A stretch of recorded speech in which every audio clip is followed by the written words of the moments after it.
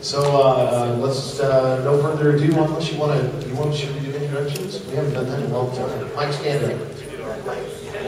Yes. Michael, delegate against the class balance. Slim Grant, lead mechanics. Paul Carrico, trade skills. Nathan McCall, known as Kate Beal on the boards, and quests and live events. Emily Taylor, Domino on the forums, associate producer. Good, Alex. I'm Alex Urath, rendering engineer. Dave Brown, Kovic on the forums, lead character artist. I just make cool stuff for you guys.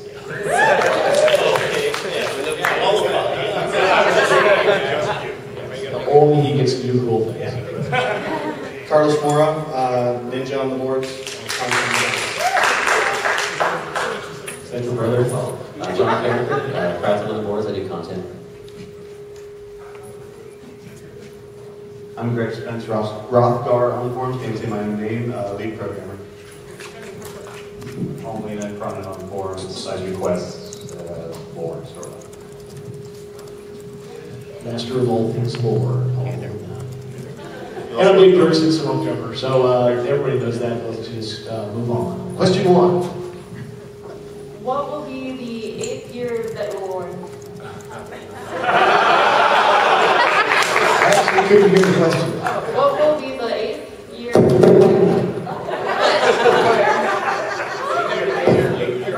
The 8th year veteran reward. Okay, actually I can answer that a little bit. What is going on?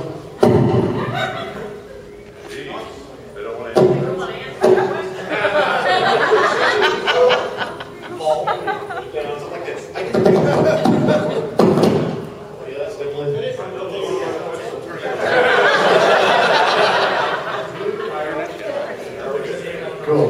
So your question was, what is the 8th year veteran reward? The answer is probably nothing. And here's the wait before you screw up. What we want to do is change the veteran reward system. Now, I have absolutely no ATA for when this is coming, so there might be an 8th year reward because we haven't had time to implement this yet. But what we want to do eventually is set it up so that people are accumulating points towards veteran rewards constantly, like every month, and then you can spend them at will in a little category, and say like the marketplace or something like that, that is for veteran rewards only. And then basically we would just keep stuffing new stuff into that, and you could spend your points any way you wanted to. So that's what we'd like to do eventually. We might get to the 8th year reward before then, and I'll leave details for that for later.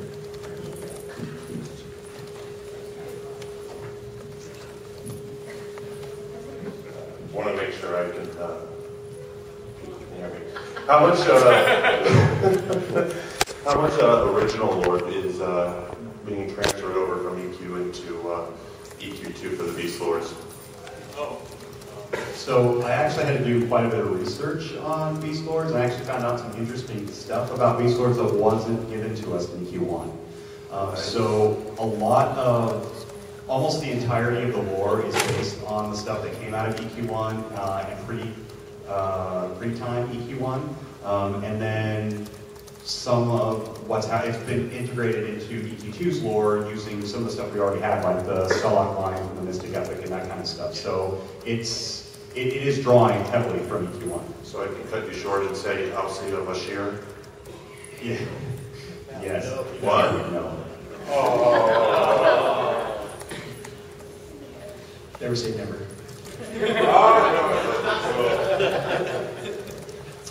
With the creation of dungeons that players are going to be able to do, will we have options with NPCs besides fighting NPCs? Maybe something fun like a game over Targus coming in and stealing things from people?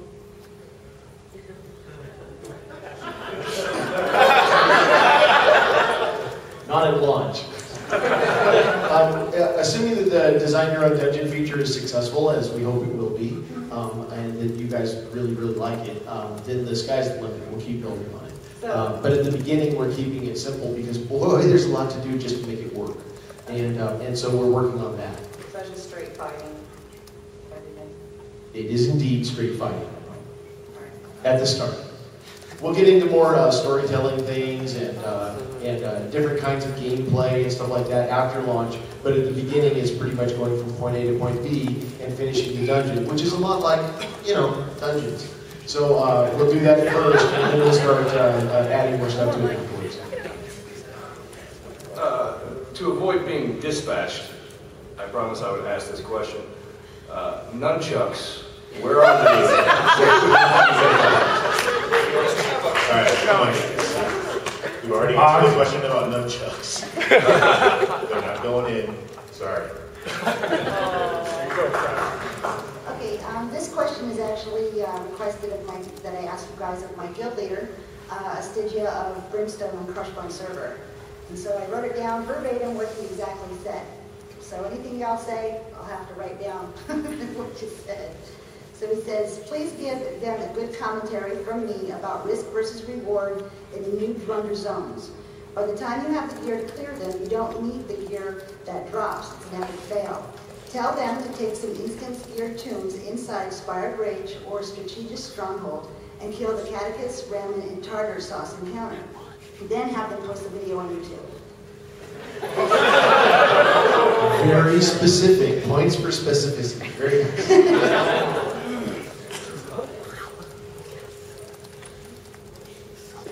That's a recurring problem. Well, I guess it's more of a response. We're constantly tweaking the risk versus reward. I mean, the real focus on Drunder was to get those drops and break them down so that you can get the actual Drunder armor.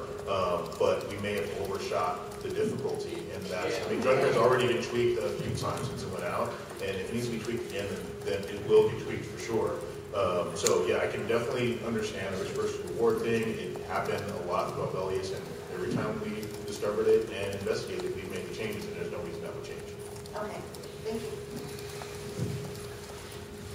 One comment is Prestige House, the estate of unrest. You give us trees, you give us grass, you give us stumps and no place to put them. We want a house with a yard. The other thing is the bridge of death in Crytops working as intended?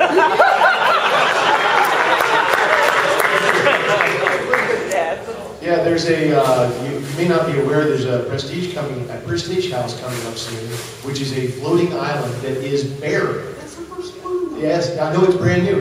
We know you want it, so that's why it's coming out. And so, yeah, we, coincidentally, the same time we create this floating island where you can inhabit anything you want to, we're also putting out the Alazuzar pet, so do what you want.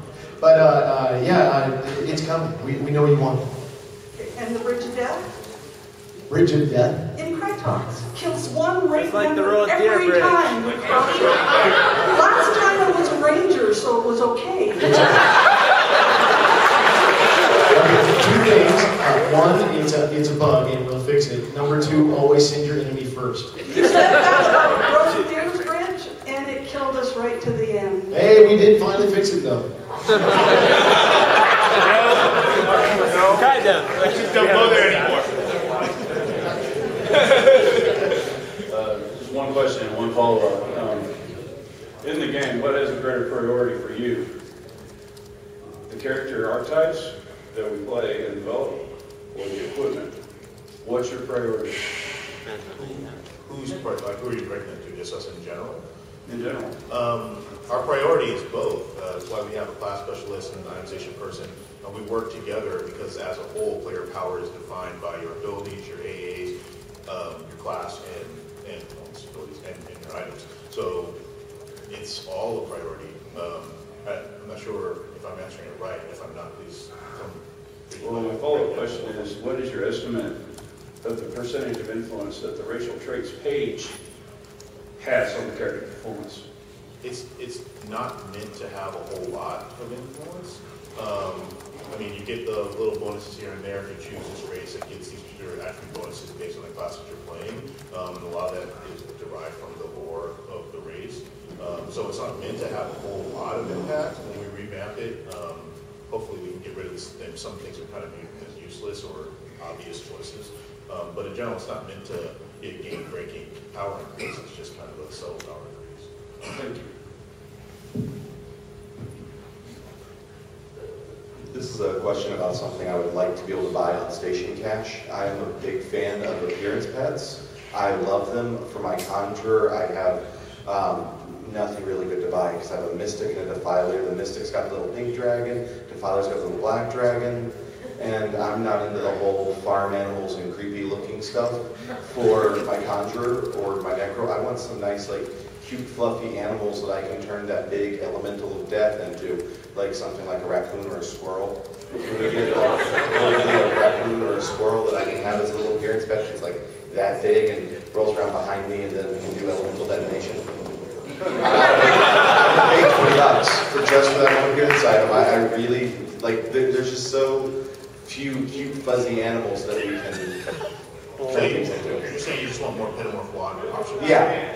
Yeah, I mean, Dave is obviously the guy who decided, but I think we've talked about just adding some more. I think it's really art has to tell us what's okay to use, what looks good, and what's not going to cause performance issues. But raccoons and squirrels. Especially a flaming raccoon that might be dead. Yep. Maybe not for $20 though. I have a question that I'm forwarding for Alex from last Q&A. I do a lot of decorating, and I like to use mirrors to try and implement things. The idea of infinity is very bad, and I understand that would be really bad to try and stick into a game. It's bad enough with the light in the house as it is. But is there any way that if we get a mirror that is reflecting another mirror, where it doesn't black out the mirror, it just blacks out the mirror that it's reflecting? Yeah, the issue has been brought up to me and it's a bug. I'll fix it.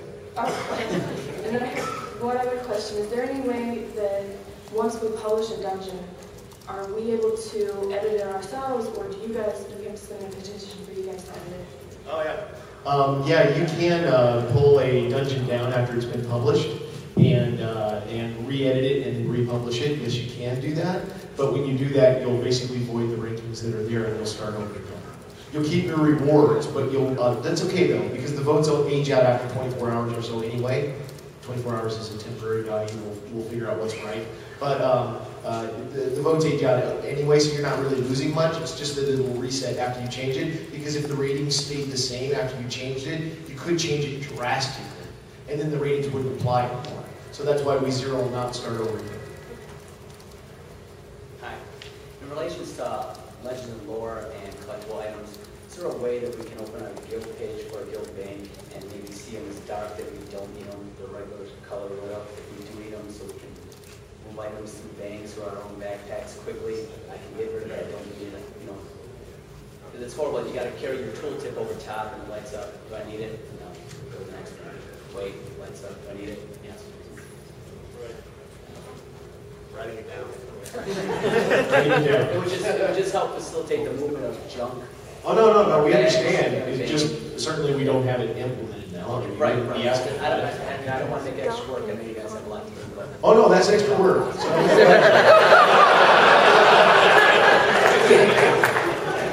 It's all extra work. No problem at all. It's what we do for a living.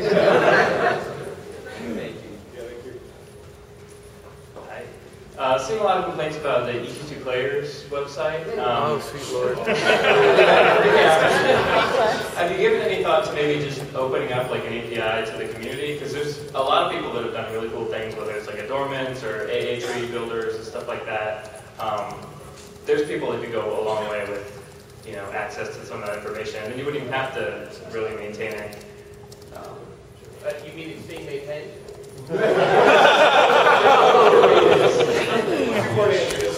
Yeah, so yes, we're working on that. We're working on a new system for us to export our data to that we can't open to the public. And we'll make that data available in XML or JSON formats. It'll be very web developer friendly. And that's going to be open to anybody who wants to use it. So that's going to provide all your static information, like items and spells and that sort of thing, as well as almost real-time updated character data and guild data. Of course, people will be able to opt out, just like you can in EQ2 Players, but you'll be able to pull that data in. So We want to see the community go crazy with mobile phone apps and web apps and that sort of thing. So it's going to take a little more time to do, but we do have the system in place, and EQ2 Players is currently being rewritten to use this system so that we have our own proof of concept before we release it to everybody else. So when you see the new EQ2 Players, it's going to be a lot better than the old one. Data is going to be a lot more accurate and updated in almost real time, and that's going to be just around the corner. I can't make promises for those guys because they're not here, but I've seen it working in-house, and they just have more tweaks to do. And then once we get past that stage, we'll be opening that data up to everybody else. Awesome. I can't wait to tell you that it's working again. I've got a two-part question about the new PQ they hinted at. Since it's going to be low level, is it just going to be like there for lore to explain some of it, or will it be for fun when drop loot? And if it does drop loot, what could we be looking at, like appearance gear? Or? So the Common Lands Public Quest is actually going to be level appropriate for the Common Lands Zone, so it'll be around level 20. We're looking at ways of adding in the chronometering in that area so that when you enter the area, you can chronometer down. But the actual items that you get from the public quest might not necessarily be gear. We're looking at other ways of making public quests give rewards that aren't necessarily going to take you away from the other places you would normally get gear.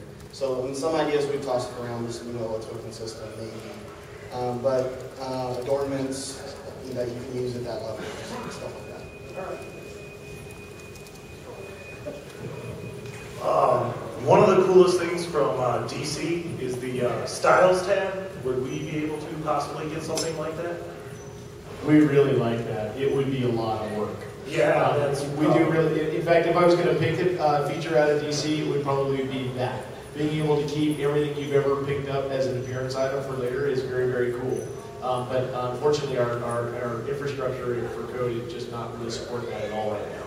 So it's on the list, but if we do it, it probably won't be this year.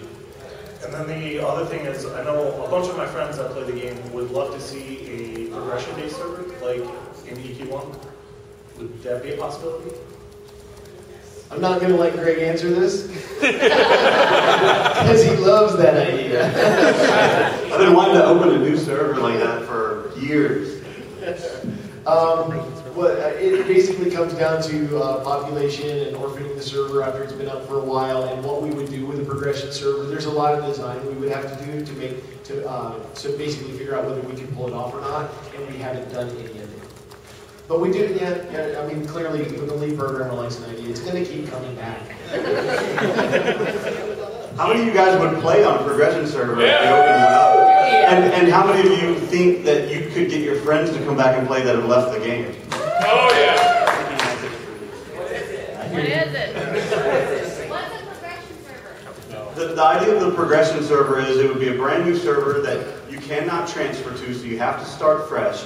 And we would start out with only the base game turned on, no expansions whatsoever. And then the community would have to meet a set of goals like beating a certain number of raid mobs, earning certain achievements before we open Desert Flames. And then that opens at the same time, and then everybody goes through that content. So it's like starting over when the game was fresh.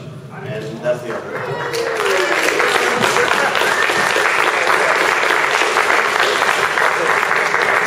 So those zones that you already don't go to, you would go to?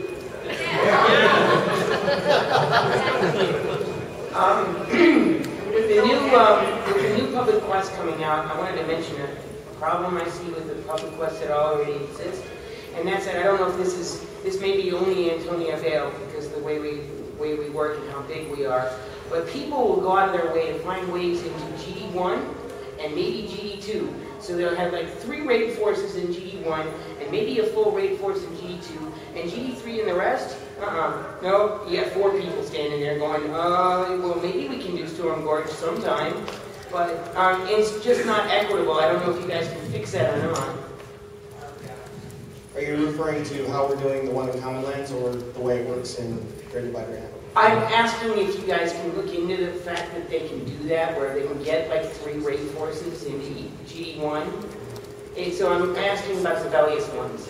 Because I'm figuring if you're implementing another one, maybe we need to solve this problem before you implement that. Well, in order for us to do that, we would have to limit the number of people that could take part in the public quests. And by doing that, it kind of removes the whole point of it being a public quest.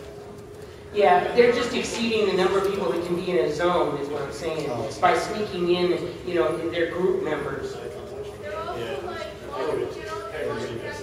All right, we'll discuss it.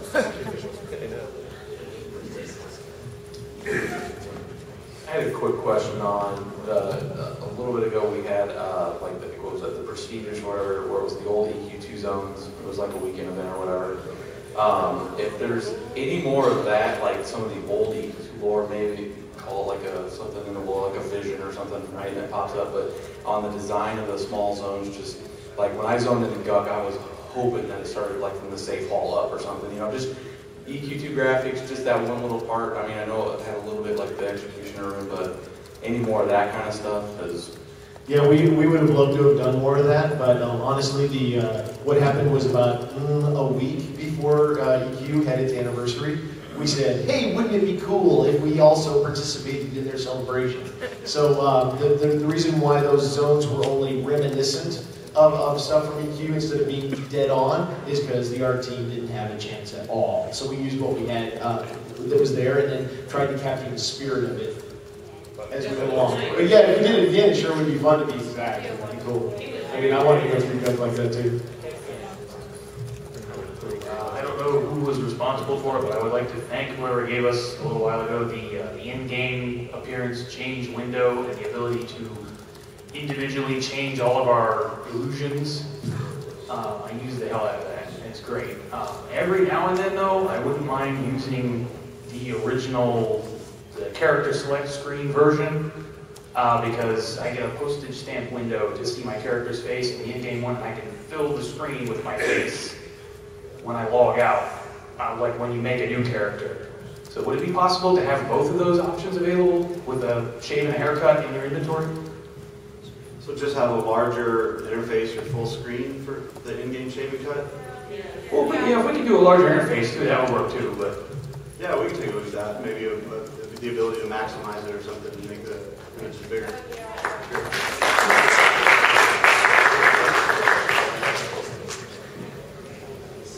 So, I have a couple of things. One comes from a guildie. Sarnax, there's an issue, I guess, in art design where he's an assassin, and one of the assassin animations makes him hold his sword so the actual physical blade is in his hand as opposed to the actual end of it. Wait a second, I have to confirm something. Yes. You know somebody that plays a Sarnax? Yes, I know Sarnax. It's crazy, I know. It used to be his name. I don't know where, it's been an issue, I guess, for quite a while. I don't know what the spell is, and I can confirm that. So it's just a specific weapon then? It's not all weapons? It's just it's a bladed weapon, from what I understand, yes. Yeah. Okay, yeah. Any bladed weapon. Any bladed weapon, like Yeah. offhand? Any bladed weapon. I believe it's main hand. Oh, it's in the main hand? Yeah. So if I just pop in, I'll see it pop in, so obvious. Yeah. Okay. That's from what I understand, and I can give you specifics if I can get your information. Just so that I can check it out and see what it's doing. Yeah. It's probably a quick fix. I'm hoping, yeah, it would be making him very happy. Another question for the trade skill department. Oh my gosh. No, I enjoyed, specifically after I found in Mara, I think there are 4 or 5 daily quests. Are there going to be any more of those coming out? Yeah, there's actually, are you talking about the crafting instances? Yeah, the crafting There's actually a couple ones coming up for Frostfell, where it's Frostfell themed. We want more of them, because we enjoy them, especially with groups of trade skillers. It builds relations. We have a trade skill group that goes into every once a week or so. Okay, beyond that one, more. We'll see. Yeah.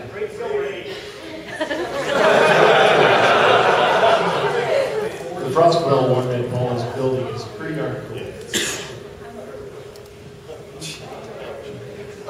For a long time, two-handers really aren't used by anybody but, for the most part, brawlers and melee priests that were never itemized for. But is there any plans to help two-handers? Okay, so two-handers and dual wield, there's a formula. If you're using two one-handed weapons as dual wield, and they're both like 100 damage rating, right? You actually are getting the effective damage rating of having 150 because you are taking a penalty to your delay. So instead of being 200, it's around 150. The short answer is we have a formula. The weapons that are two-handed or bows have a 50% damage rating increase over a one-handed weapon, and the damage equals out normally. If you're seeing specific cases where weapons are being completely outclassed, you can PM it to me on the forums, and I can take a look at it when we're back in the office. And this is actually for the community because I seen it posted and I had to comment on it. Jimmy, whoever you are, I want my underwear and snorkel back. I don't even want to know. I don't know either.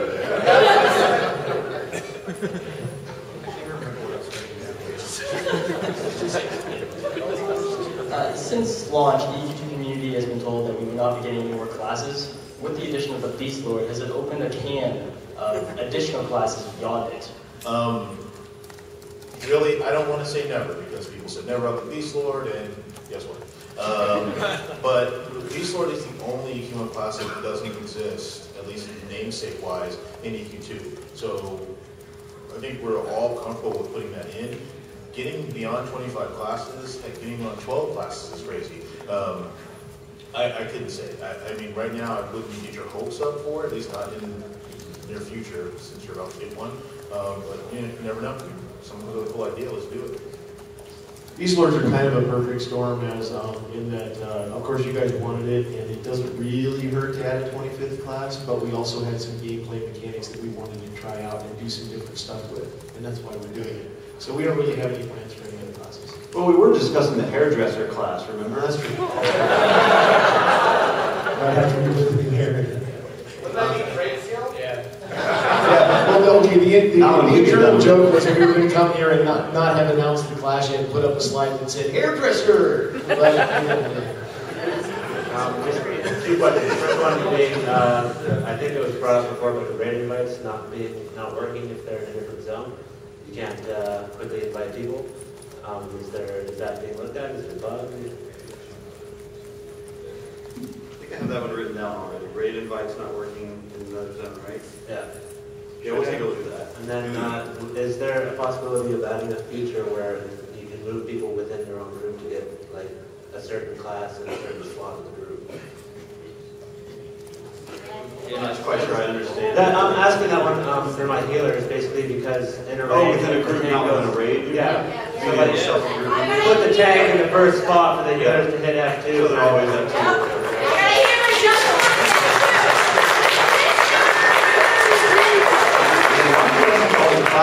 That's going to be a lot of work.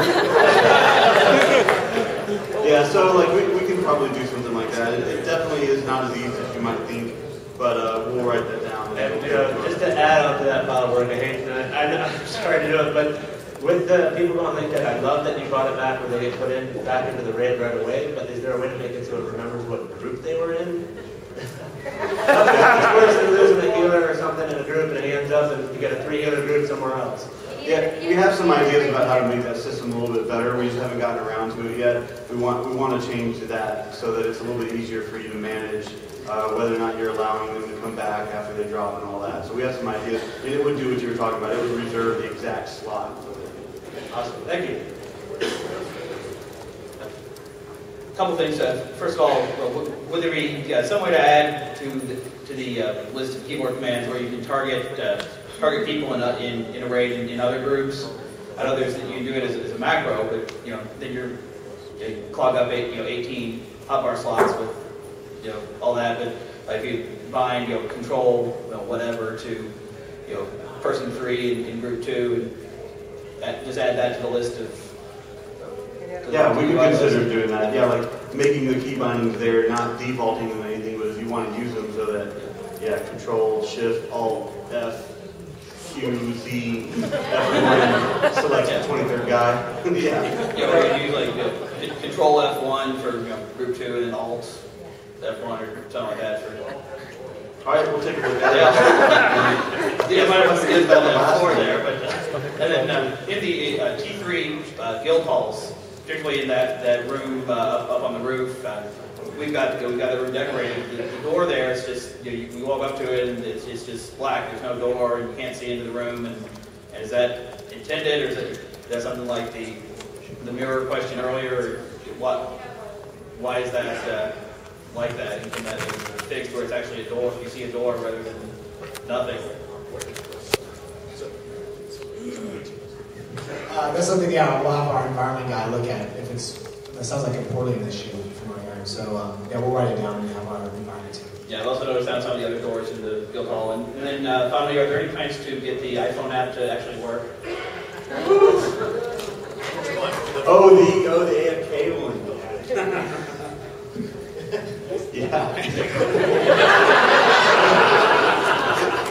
think you're talking about my iPhone app. No, yeah, there's some issues with it. I've been in touch with those guys, so we're gonna keep working on that, see if we can resolve those issues. Crack that way.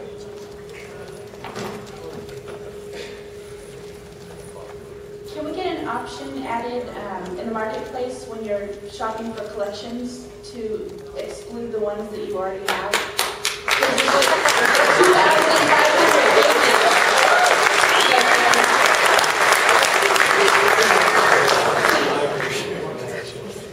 You mean broker, not marketplace, right? I'm sorry, yes. Yeah.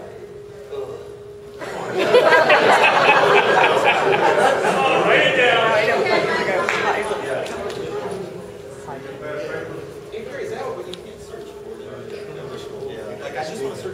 It's a very tough one. See, what we're actually trying to do is encouraging you to get XP the other ways. That's something we've been thinking about for years. I mean, it seems like the obvious solution, but it's just a difficult problem to solve the way our broker system works. It's like we farm off your request to another server and it searches through everything, so it doesn't know what collections and stuff you've already completed or not. We'd have to either send all your collection data off, or we'd have to return everything and filter it on the client. So it's just technical issues we have to overcome. Or maybe because some come up white and some come up gray, depending on if you have them or not. We should just make it. Yeah, I just grayed out one. I don't know about the DC, so I don't know if my question was already answered, but we have the mount tab where you can put all the different mounts that you have and you can pick what you want. Is there any reason why we can't do that in appearance gear and have a tab and we can move all of our appearance gear out of our bags and put that in that tab window, and that way we can pick what we want and we don't have to delete things because we run out of space? No, you're correct that is similar to what we were talking about with the DC thing, although honestly that's a better EQ2 implementation. It's more similar to what we're doing in other ways. So yeah, it's an ongoing discussion. We know that we need to be able to get that. I mean, honestly, I'm in appearance gear. Well, yeah, you've got all that stuff you don't want to throw it away. At some point you might want to wear it again. No, my bank is full of bags full of appearance gear, and even the bags that I have are like half full of appearance gear. And so I totally sympathize with what you're saying, and we do need to resolve that. It's just not going to happen right away. Okay, we have crates. Put the crates in the mount tab, similar thing. Sure. I was going to ask about EQ2 Mobile. If we're online, can my guildies see that I'm available for chat, and can I see who's online? But it sounds like you guys are already working on that. So, other question with the mercenaries: are they going to be generic, just the 4 archetypes? Cast or healer, and all that kind of stuff. Are they going to, or can we pick from all 25 classes? That's to be determined, honestly. We still have some details to make up out of thin air, and that's some of the stuff that we're going to do. But yeah, I mean, we're starting with the original concept of some basic types of mercenaries. If we had to support all 25 classes with mercenaries, and we wanted to do all those AI brain, I was going to say deviations, but that sounds wrong. But anyway, to make all those changes from race to race to race, if you do the math in your head, that would severely complicate the implementation. So I doubt that will happen, but it's part of the conversation, so we can be having one.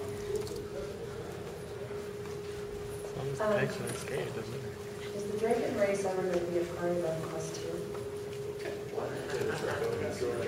Okay.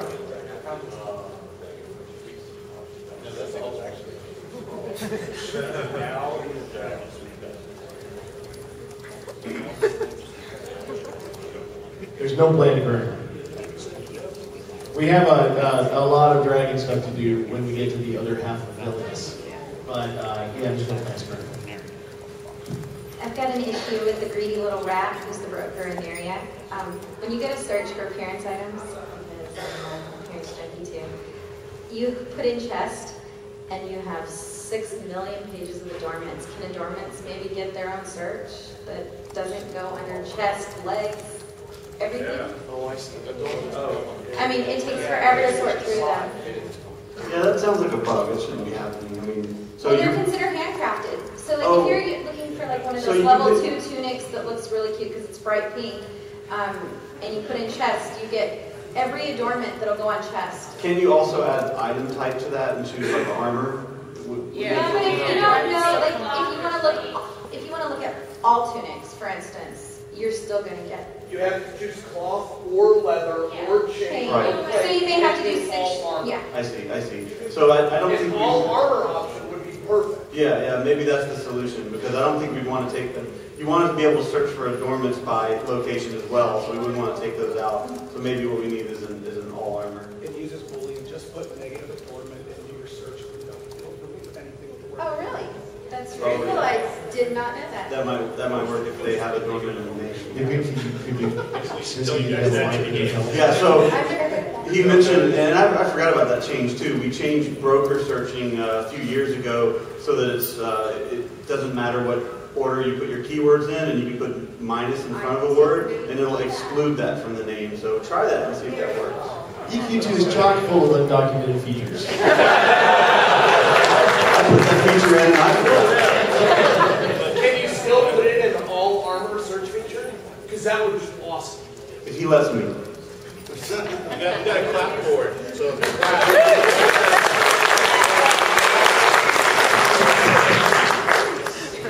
Question about collectibles. I've got a page quest since Desert Flames that I just cannot finish because it's a no trade page.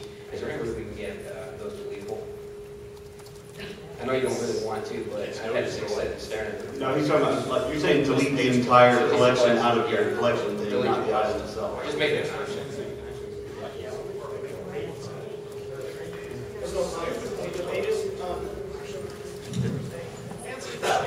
So I went through and did a pass on a lot of those pages to remove the no trade tag. If you're still finding them, post them on the forum or send me a PM and I'll remove the no trade tag. Okay. Yes, sorry.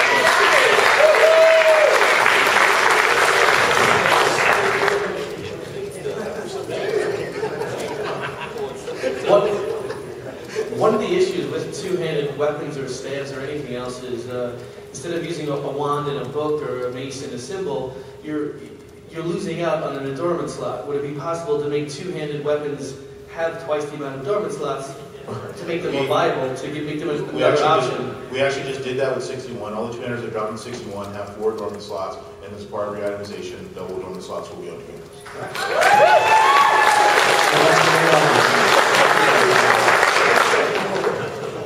That work is done,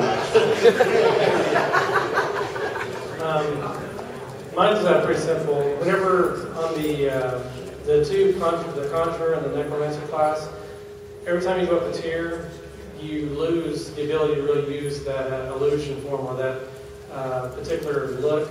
So you change looks. Is there any way to make it to where if you want to keep that look, they can like use the same look like from level 50 on a level 90 pet?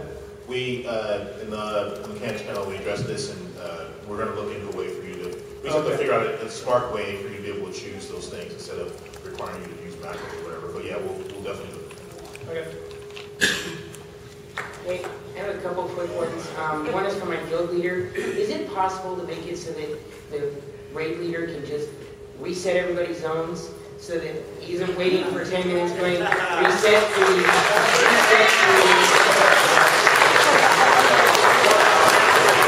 That's a good idea. I mean, probably what we would make it do is when the raid leader does it, it like pops a confirmation on everybody's screen.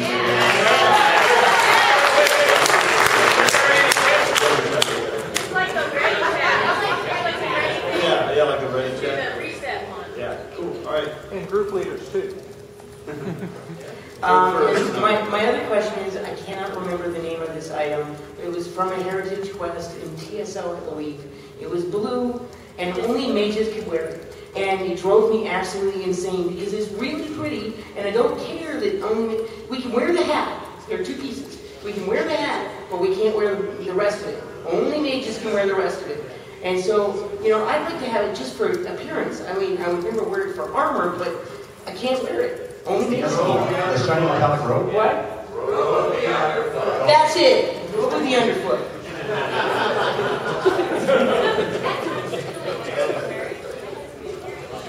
There's only a number of classes that can wear it. There are a number of classes that can't. I don't remember what classes couldn't, but I know that my troubadour can wear it. This is probably true for a lot of our heritage items. They were obviously targeting a particular class group. I personally don't see a problem with us making all of those all for appearance reasons, or just making them appearance equipable, whatever. I mean, we can definitely, it's probably not just that heritage item, so we can review those and definitely come to something that works. That would be awesome. Thank you.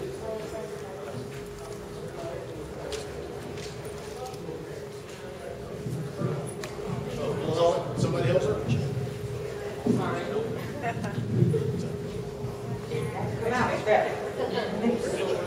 Thank you. Okay, I have two questions. Hopefully both of them will be quick. First of all, considering that all the armor is being revamped, could you look at the tags on faction armor, like the stuff that's sold by the Courts and Maj Duel, or the Arcane Academy in Freeport, or the stuff that's sold on City Brokers that has lousy stats and is pretty much appearance gear? And could all of that please be changed to appearance gear and available to all classes? We can look at it. As a part of randomization, there's no plan to pass to take a bunch of gear that's meant to be appearance stuff and review that. So doing something that specific is not something that I had planned on doing for 61. I can see how much work it might involve and try to sneak it in, but if it doesn't happen for 61, then we can definitely look at it. Lists of things like that, I'm not necessarily aware of. So if you seem like you probably know all these cases, you can PM those things to me, and that will definitely help me, corral a list together and see if we can make it happen. Okay, and the only other thing I want to know, are the Beast Lord Warders going to grow with every level like they did in EQ1? We'll have to work on. We'll have to see how that works. I would love to have that, visual growth for sure, but we'll just have to see what we can do.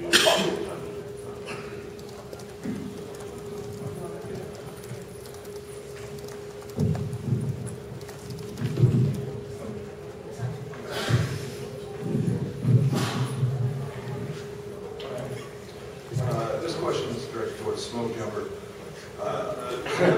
Danger will run. Is there any decision you made in your EQ2 career that you would like to take back?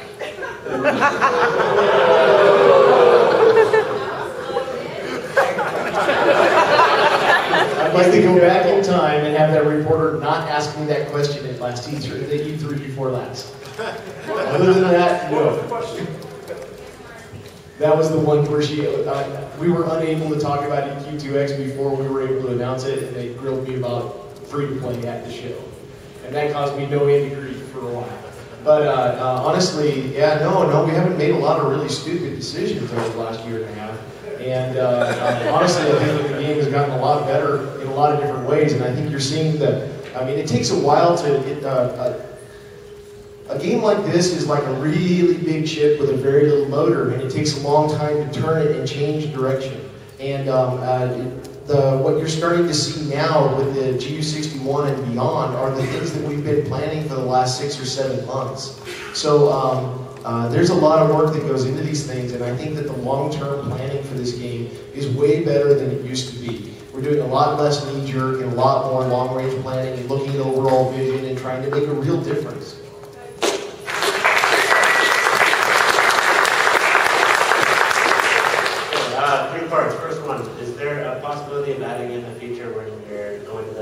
vendor to sell. To auto sell any vendor junk that's only there to sell to a vendor and possibly the status items as well. Just click a button instead of have to sell each item individually. Yeah, that's on our list of good stuff to put into. So we just have to find time to get it all in there. And then something that a few of my raters basically demanded me to ask is there a way to, or can you put in an option to opt out of the ready check? Opt out? Yeah, there's some people that just get driven nuts by it. I have no idea why, but. Clicking a button is tough. I think the option there is don't play with those people if you don't like the tagging. I think every time we add an option to EQ2, a kitten dies.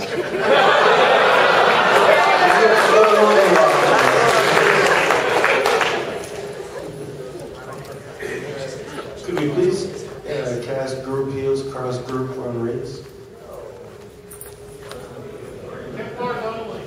There's no plans to make group heals castable across group. Pretty sure this is bugged, but on the broker, when I look for transmutable stuff and I select treasure, I should not have to go through 60 pages of handcrafted items. Handcrafted should be its own category. Well, the treasure category should eliminate them outright, and it doesn't. Yeah, we'll take a look at it. There's some overlap there with handcrafted and mastercrafted are kind of, they possess some of the same tier numbers as treasured and legendary. So yeah, we'll take a look at that and see if it's something we can fix. I think the main issue may be the spells in particular. So if you do a minus apprentice, the option that Greg was talking about earlier, that will help a lot anyway. But as he says, we'll look into it further. Yeah. I really like when you added the feature where we can search our inventories now. Is there any way that can be expanded to search all characters, an option to search all characters on the same account?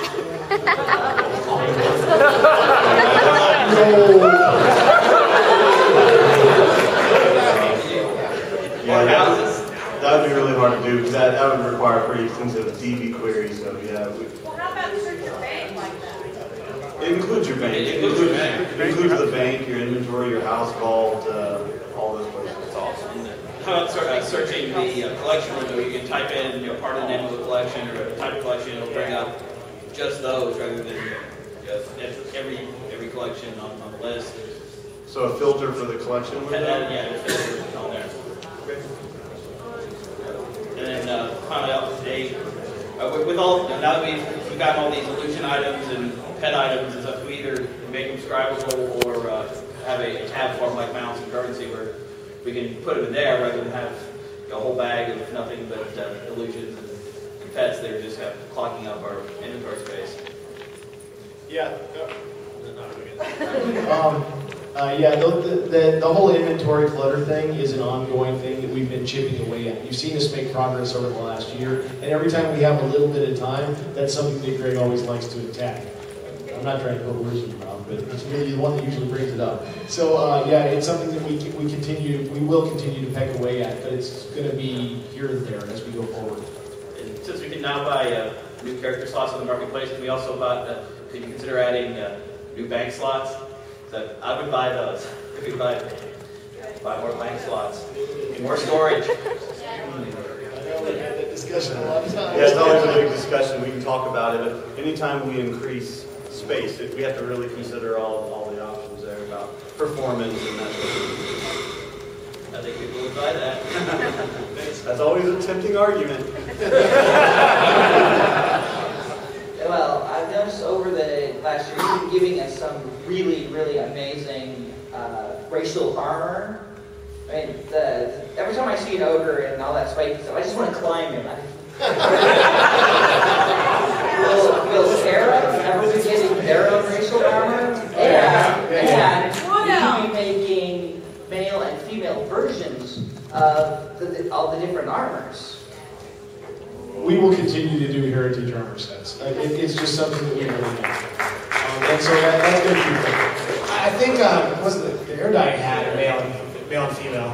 So yeah, if we put in the time, we can always do things like that. We're always trying to shoot as high as we can and try to make as much much as we can for our players, and Heritage Armor is always something that we spend a lot of time on making it useful. With anything, we try to do the most we can. It's an interesting trivia stat. This has nothing to do with the question. I'm sorry, read that. There's an interesting trivia stat though. We analyzed like which are the most popular races. What do people play the most? And one of the stats that I thought was really great was the 5th most popular race is of course the Karens. Everybody likes a cat. It's cool. But one of the really cool stats about that was if a Karen buys a race change potion, it's almost always to change to a Tonka.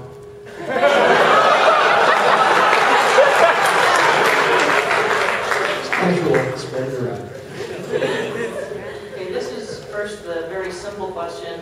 Why do all of our dogs look like wolves, and can we ever have a plain old hound dog?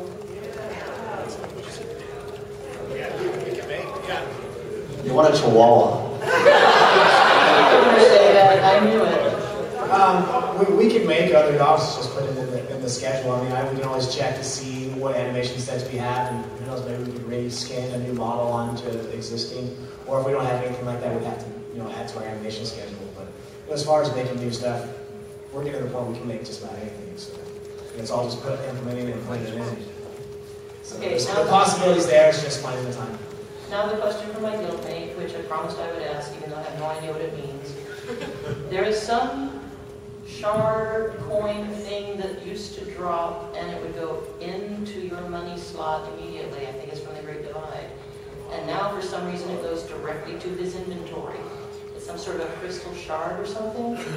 I have no idea what he's talking about, so good luck with that. Is that a currency item that you can flag as currency? Or no? Do you mean the cloudy volume jewel that increases that you can sell for faction? That might be him, I don't know. Oh, okay. He's like illiterate and I couldn't tell what he was talking about.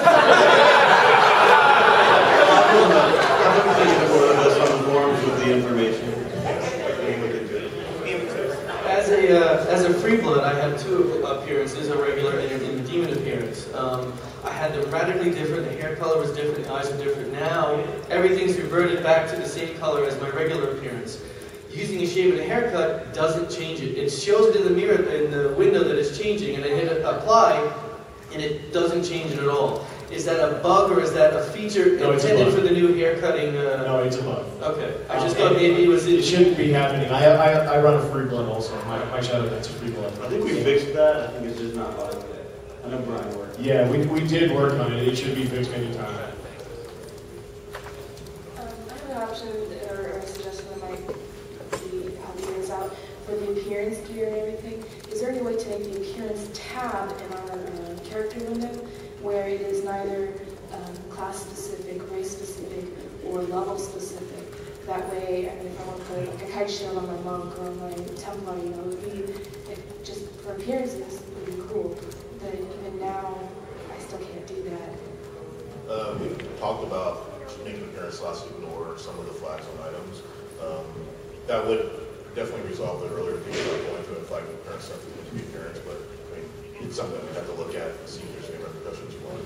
Initially, when we did it, we didn't want people competing for gear that couldn't use the gear. So, like a brawler piece drops and everybody else is rolling on it, they can't use it because they want it for appearance gear. We also wanted to make sure that you could tell a brawler from, or just any class, you could tell them from somebody else because they have that class-specific gear that someone else can't wear.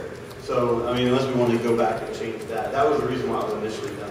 The issue with that, though, is that, I have a monk, or maybe I've got a mage, but I want it to look like a battle mage, and I want to have a sword instead of a wand. I mean, I can't do that because all I have is a wand, or an icicle. Well, I mean, even with the racial armor as an example, we already let people wear armor that's not a part of their class, so I think that's kind of a good point. But, I mean, in general, players police themselves. If someone's rolling in your group or raid for something someone else can use for the Jupiter and for appearance armor, then you probably shouldn't do that if you're a grouper. Also along that line, just to let you guys know, we're making a change in the next game update just to the need, greed, loot options. You'll no longer be able to hit need on an item if you can't actually use it. It'll be grayed out. The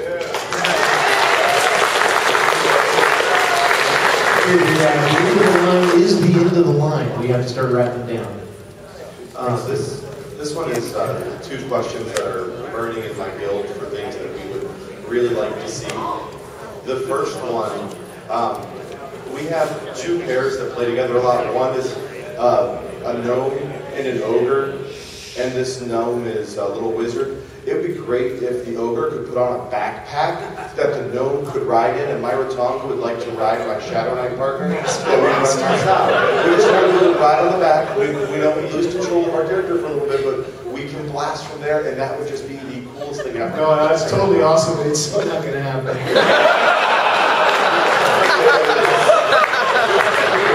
Keep it in mind.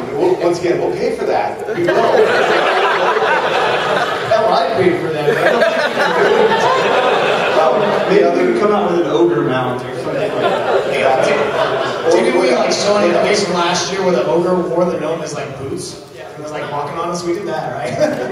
I'd also like a wood elf like slave, but that's something else going back with the pets. And the other question is, we have vampires now. The vampires get this lovely form of bats that they can fly around, and we have these wonderfully pretty fairies, and they can jump and they can float, and they have these nice beautiful wings, but they can't fly.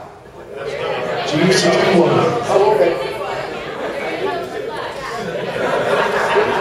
Man, where have you been? As a note about the Fae lore actually explains why they can't fly. There's actually a reason for it. So the reason why they can't. The lore will explain it. The quest you go on it in order to learn to fly as a Fae on your side will explain it. Yes. We're lost. I'm sure myself and a lot of people didn't get to go to all the panels. You have all these cool slideshows and stuff that get a lot of information.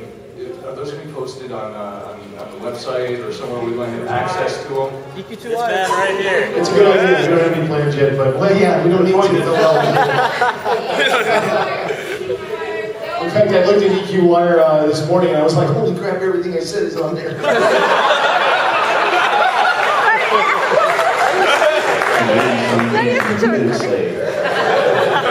I'm probably on there tomorrow, I'm sure.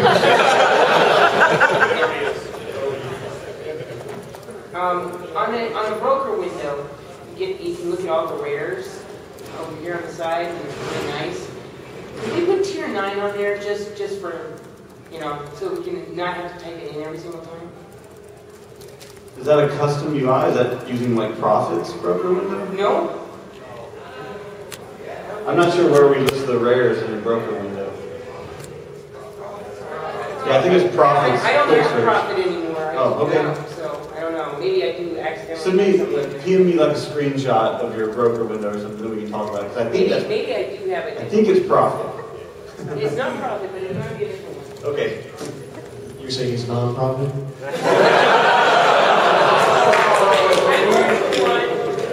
I'm hunt for a living. I've done the Wonderful Quest, Speak Like Dragon 6 times over 3 different accounts. And you guys gave the option to buy the little token and skip some phases, which I think is wonderful.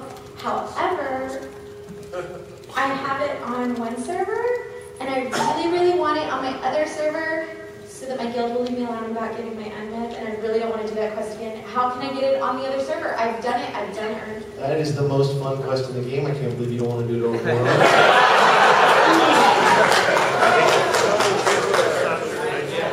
And also, how much station cash would it cost me to get my Defiler out of Frostfell, since customer service won't help me get her out? What?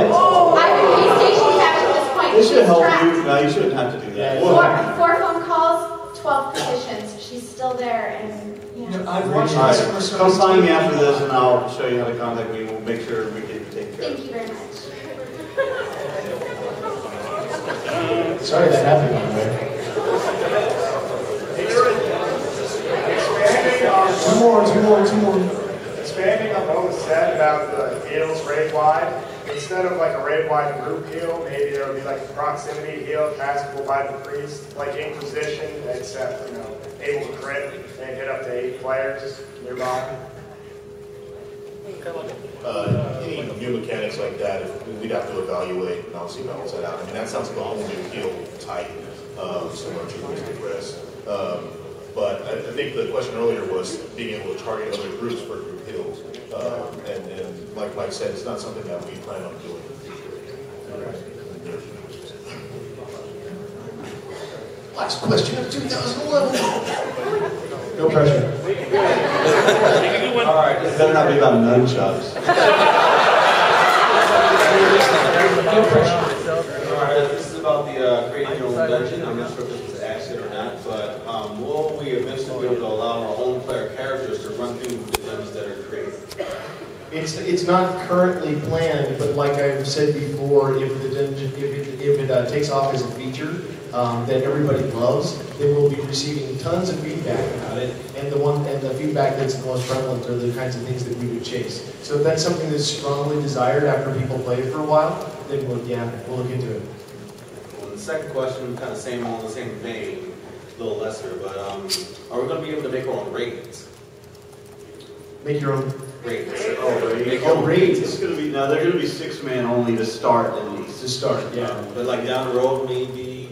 Yeah, down the road, maybe. Yeah, absolutely. I mean, bigger dungeons, more people, stuff like that. Those are all things we can explore. Yeah, for sure. Can I use nunchucks?